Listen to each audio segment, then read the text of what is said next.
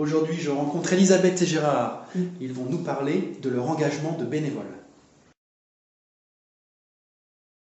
La définition du bénévolat selon France Bénévolat, c'est une activité qui n'est pas rémunérée, elle est librement choisie et elle est pratiquée dans une association à but non lucratif.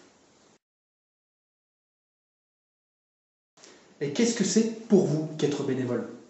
Alors, pour moi, c'est apporter un soutien aux autres en fonction de mes propres centres d'intérêt.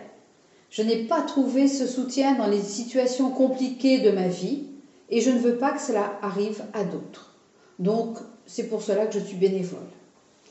Et puis, c'est aussi donner du temps aux autres en fonction de mon propre emploi du temps et de ma vie familiale.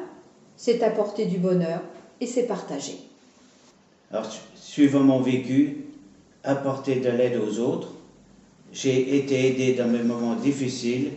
Je veux continuer cette chaîne de solidarité. Qu'est-ce que vous faites dans vos associations? Vous pouvez nous parler d'une de vos activités?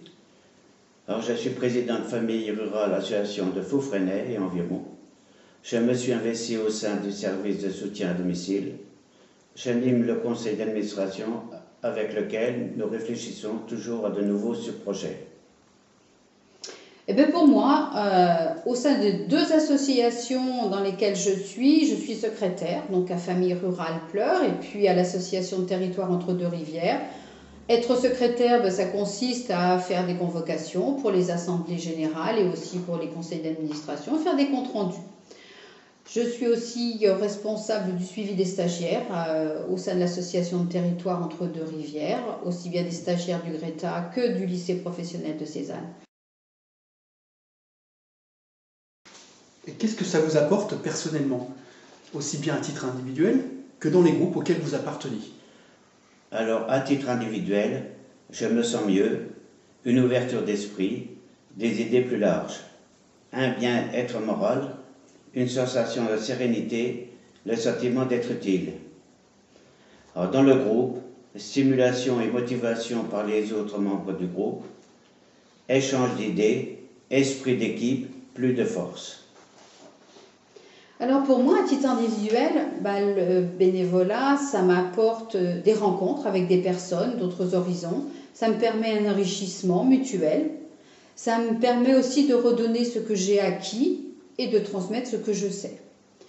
Par rapport au groupe, j'ai toujours plaisir à rencontrer d'autres bénévoles, j'ai envie de faire des choses avec eux et au contact des autres, j'ai acquis et j'acquiers encore des compétences. Selon vous, qu'est-ce que le bénévolat apporte aux autres, et en particulier au public dont vous vous occupez? Des moments de joie, de partage, un soutien moral, permet que leur vie soit un peu plus agréable, sans que nous remplacions leur famille. Les autres services, nous sommes un maillon parmi d'autres. Pour vivre tout ça, comment devient-on bénévole?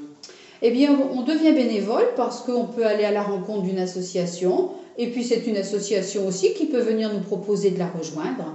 Je voulais faire juste un rappel important par rapport au bénévolat. Je trouve que être bénévole, c'est donner de son temps en fonction de ses disponibilités.